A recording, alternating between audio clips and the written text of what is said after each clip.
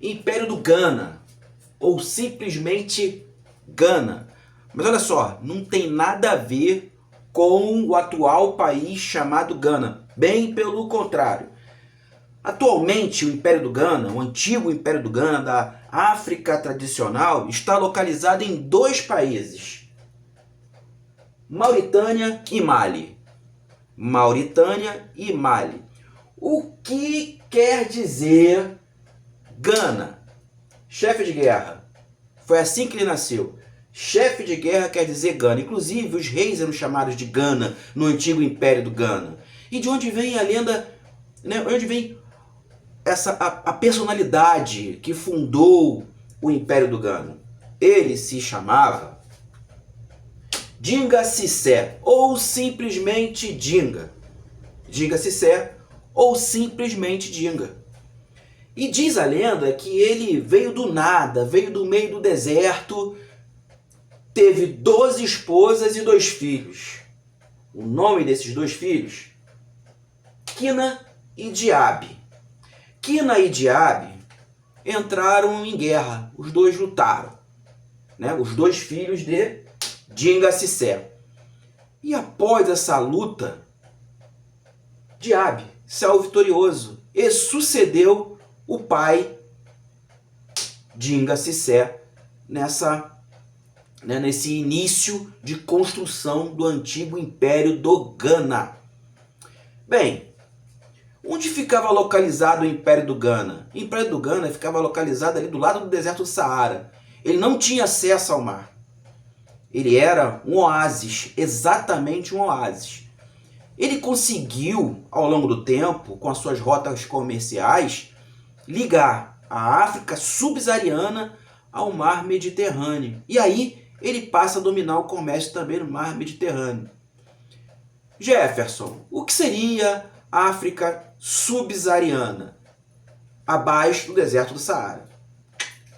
Abaixo do deserto do Saara, África subsaariana. E como ele conseguiu fazer com que essa rota comercial no Império do Ghana conseguiu fazer que a rota comercial ficasse tão extensa e tão poderosa assim?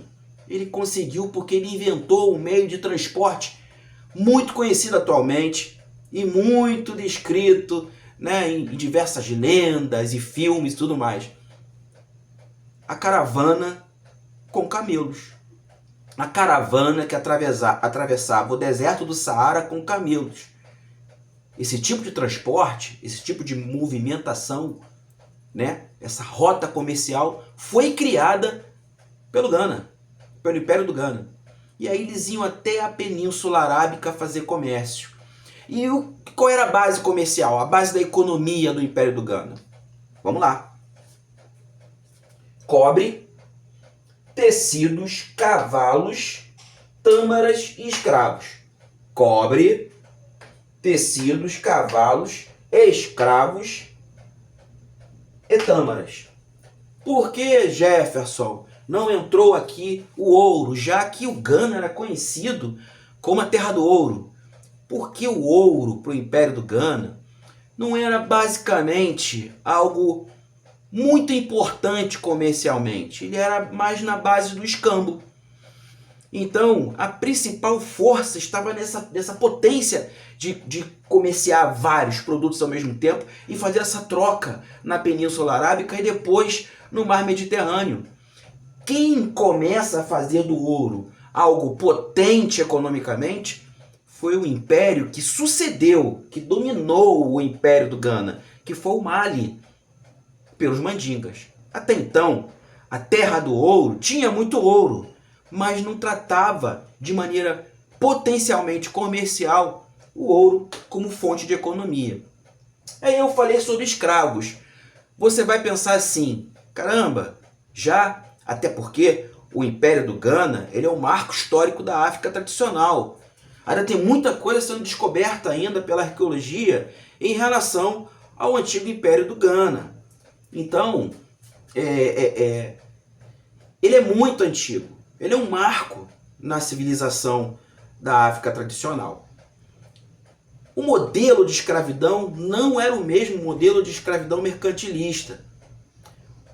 Veja bem, de onde vem a palavra escravos, né? A palavra escravos vem de eslavos. Eslavos era a maneira, né? Era a palavra utilizada pelos europeus durante as cruzadas daqueles que não eram cristãos, e aí consequentemente eles eram escravos ou eslavos e assim traficados para a Península Arábica. Só que na Península Arábica, o modelo de observar, a maneira de observar a escravidão era bem diferente da escravidão europeia. Naquela época, um escravo ou um eslavo podia, dependendo do seu desenvolvimento social, a chegar ao posto de califa. Sim, vários califados tinham como responsável um eslavo, que passou a ganhar essa dádiva de coordenar uma umma. O que seria a umma? Expliquei isso antes. Umma com 2 M's. Uma sociedade baseada na religião islâmica. Umma. Quem coordenava a umma? O califa. O califa podia ser um eslavo ou escravo? Sim. Então era mais ou menos o mesmo modelo utilizado aqui, ó, pelo Gana. Era uma troca. Os meus funcionários passam a ser os seus funcionários por questão de gratidão pelo nosso acordo comercial e para criar confiabilidade. Era nesse sentido e não no sentido mercantilista. Pegou legal a visão? Então, etnias que dominavam o Império do Gana. Um grupo étnico que veio dos berberes. Grupo étnico porque eram 2 etnias, os Maga e os Soniquês. Os Maga e os Soniquês eram 2 etnias que nasceram do grupo étnico chamado berberes, com a diferença. No Império do Gana, no Gana, esse grupo étnico que veio dos berberes, chamado Maga e Soniquês, os Maga faziam parte da casta, só eles podiam ser reis, tá? E os Soniquês não. Eles eram a base dos agricultores, do povo comum. Então esse grupo étnico chamado berberes deu à luz a 2 etnias, os Maga e os Soniquês. Os Maga eram os reis do antigo Império do Gana e os Soniquês, o povo. Mas o Império do Gana não era composto apenas por 2 etnias. Ele nasceu com a necessidade de agrupamento de povos que eram nômades. Então, para que eles conseguissem crescer socialmente, eles se agruparam e aí nasceu o Império do Gana sob supervisão de Dinga Sisé, uma figura mitológica que teve 2 filhos, Quina e Diabe, e Diabe passou a ser o sucessor do reino. Como era feita essa sucessão? Essa sucessão era feita da seguinte forma: a serpente negra, religiosidade. Antes da sucessão, a religião. Qual a religião dominante? A religião dominante era a religião ancestral e também o islamismo. Eles sincretizavam. Portanto, como era feita a sucessão?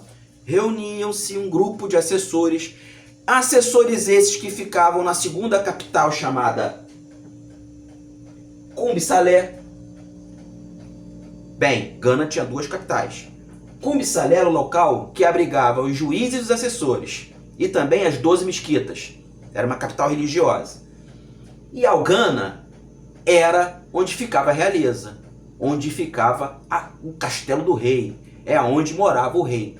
Então, os assessores que moravam em Cumbi Salé, a segunda capital, onde também moravam os juízes, esses assessores se reuniam com os pretensos reis que moravam em Algana, a capital da realeza, a primeira capital, e aí a serpente negra, que era a divindade principal da religião tradicional, da religião ancestral, chamada Bida. O nome dessa serpente era Bida, a serpente negra.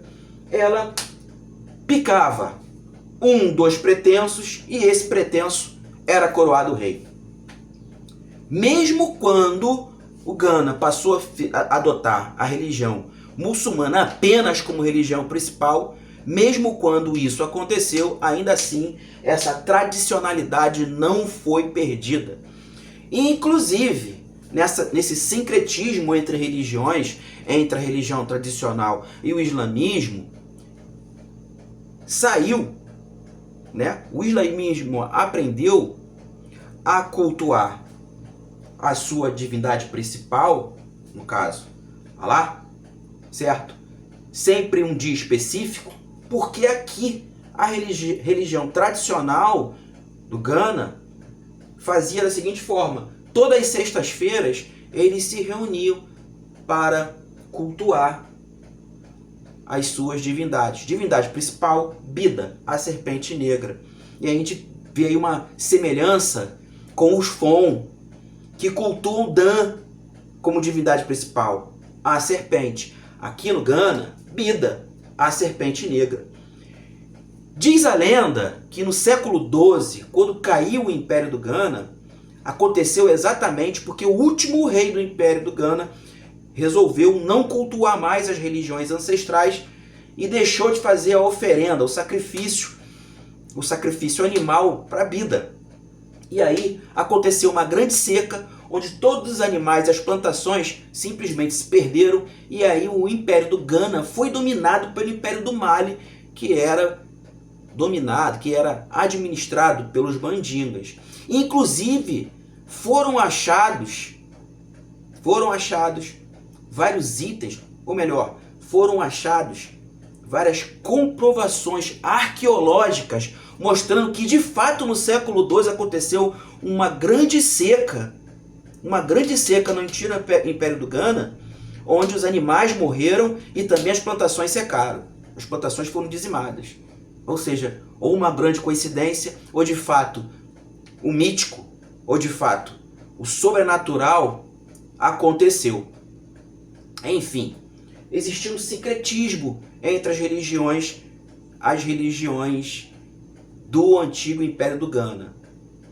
Aí você vai me perguntar o seguinte: qual a religião cultuada pelo povo, pelos soniquês? O povo cultuava o islamismo. Qual a religião cultuada pelos Maga, que eram a realeza? A realeza não cultuava o islamismo, cultuava a religião tradicional, a serpente Bida, a grande serpente negra. E por isso mesmo eram duas capitais, porque as mesquitas estavam concentradas em Kumbi Saleh e não estavam no Algana. E sabe a distância que ficava de uma capital para outra? 9 quilômetros, porque eles não queriam ter contato social. A casta do Império do Ghana não cultuava o islamismo, cultuava a religião tradicional. E por isso mesmo começou a descaracterizar, começou a fracionar todo esse grande império chamado Ghana. Certo? Bem, continuando. Qual o idioma? O idioma oficial era o Mandé. Mandé. Estrutura política. Monarquia, rapaziada. Monarquia. Mas essa monarquia exigia tributos dos reinos dominados. Por isso eles eram chamados de reinos periféricos.